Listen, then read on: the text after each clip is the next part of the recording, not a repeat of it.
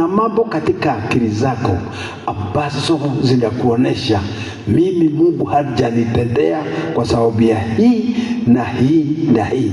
Mimi Mungu hajanionekea kwa sababu hii na hii na hii. Mimi nina matatizo kwangu kwa sababu hii na hii na hii. Mimi sijapona kwa sababu ya hii na hii na hii. Bibi yangu hajapona kwa sababu ya hii na hii na hii. Mimi mwenyewe sijapona kwa sababu ya hii na hii na hii. Leo nimekuja kufuta hii na hii na hii. Leo nimekuja kufuta hii na hii na hii. Ninafuta. Sasa hakuna.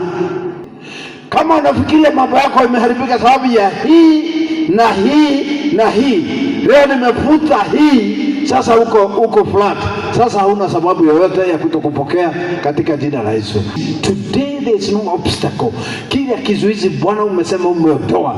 Uliondolea Yakobo kila kizuizi, yale yote ambayo yalikuwa kikwazo kwa baraka zake. Ripasakatoria.